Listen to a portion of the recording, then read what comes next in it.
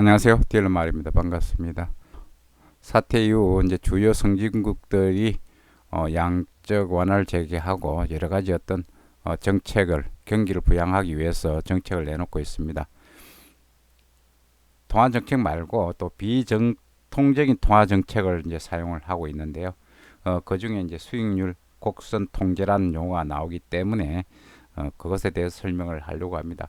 지금 정보가 굉장히 많이 나오고 있습니다. 그 정보를 갖다가 바르게 해석할 수 없으면 시장에 바르게 접근할 수가 없습니다. 따라서 그 국제금융시장 그리고 주식, 환율, 채권 등등 이런 시장에 대해서 공부를 하는 것도 재테크에 도움이 될 것으로 보입니다.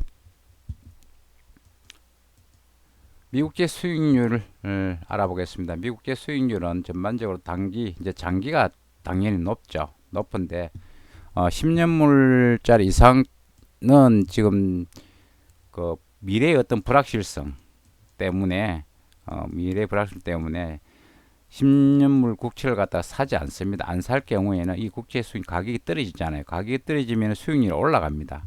이 수익률이 올라가면은 결국은 계속 이제 단기 채권을 사기 때문에 단기 채권은 이제 수익률이 어떻게 됐습니까? 단기 채권 낮아지고 장기는 올라가고 굉장히 이제 스티브하게 된다는 이야기죠. 급경사가 이루어진다는 이야기죠. 그럴 경우는 시장에 별로 좋은 영향을 주지 않기 때문에 이 장기 수익률, 장기 국채 수익률이 올라가는 것 갖다가 억제를 한다, 컨트롤을 한다는 그런 어떤 뜻이 있습니다. 쭉 보면은 30물짜리가 1.4. 우린 주로 이제 벤치마크를 갖다 10년물짜리를 많이 하는데 10년물짜리 이야기를 많이 하죠. 0.69 뭐 이런 식으로 이야기를 합니다. 지금 미국은 제로금리입니다. 제로금리. 예, 이거 참고를 일단 하시고 다음으로 넘어가 보겠습니다. 자, 채권에 대해서 가장 굉장히 심플하게 말씀드리겠습니다. 원금이 이제 100만 원짜리고 이자가 1,000원이고 뭐 기간 1년으로 예를 들면은 가격이 이제 100만 원 같으면은 샀으면은 수익률은 뭐 0.1%다 이렇게 이제 나오잖아요, 그죠? 근데 이 가격이 이제 국채에 대한 어떤 수요가 많아서 가격이 올라가잖아요. 10만 원 정도 올라갔습니다. 10만 원 올라갔죠. 10만 원 올라가면은 수익률은 떨어지잖아요, 그죠? 요 가격, 요거 이자를 갖다가 가격을 나눈 게 수익률이잖아요, 그죠? 그럼 떨어지잖아요, 그죠? 예. 그러니까 국채 가격이 올라가면은 수익률은 떨어진다. 그럼 국채를 사면은 수익률은 떨어진다. 이렇게 이제 보면 되고요. 반대로 이 국채를 갖다가 매도를 팔잖아요. 팔면은 가격이 떨어지잖아요. 가격이 떨어지면은 나누면은 0.11 올라가잖아요. 그러니까 미국채 가격이 떨어지면 수익률이 올라간다. 이런 개념을 가지고 시장, 일단 채권 시장을 보는 것이 좋습니다. 지금 통화 정책으로 한계가 있기 때문에 여러 가지 어떤 재정 정책도 지금 우리 각 중앙은행들이 펼치고 있습니다.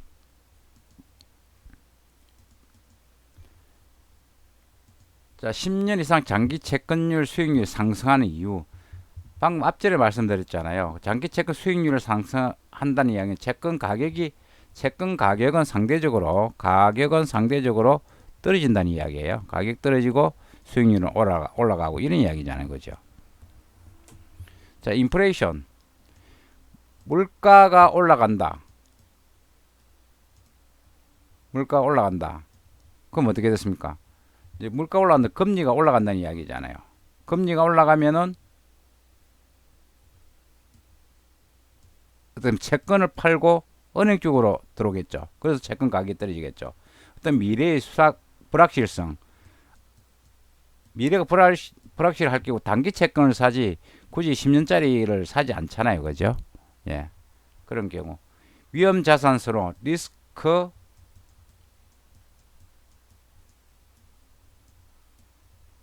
위험 자산을 선호하지 않을 경우 이제 파는 거죠. 그러니까 채권은 안전 자산에 속합니다. 한때 안전 자산에 대한 수요가 증가하면서 미국채 수익률이 뭐 0.5까지 떨어진 적이 있습니다.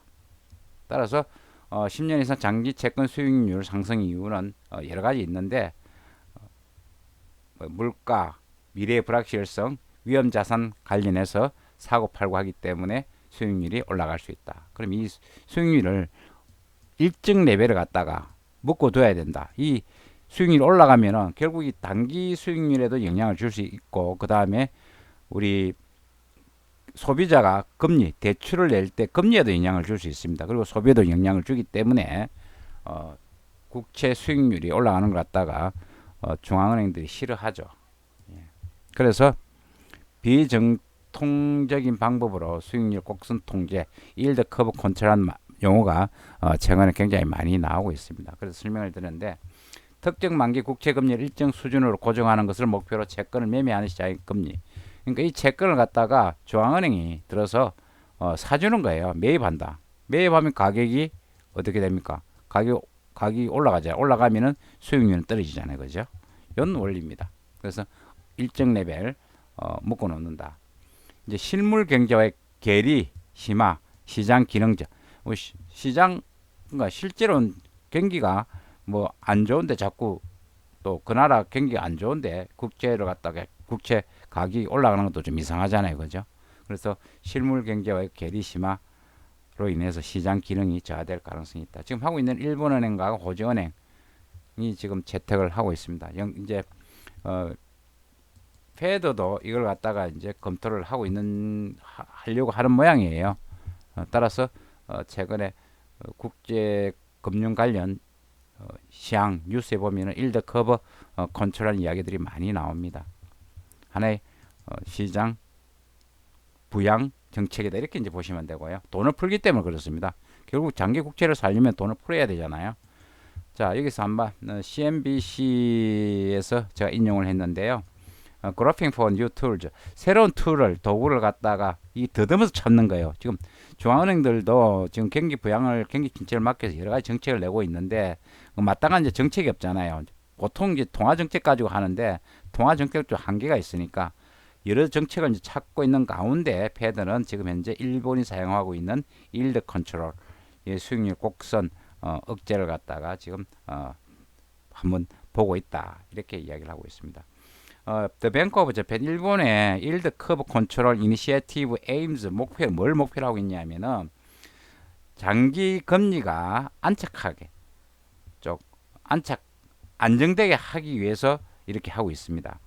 장기 금리가 어떤 시장에 영향을 줄 수 있느냐? 소비자 어떤 대출을 코스트, 그리고 스펜딩, 소비에 영향을 주기 때문에 장기 국채 수익률도 중요하다. 그래서 정부가 간섭을 한다, 이렇게 보고 되면서 이 간섭을 하면서 매입을 하잖아요. 매입하면 통화가 풀리잖아요. 돈이 풀리잖아요.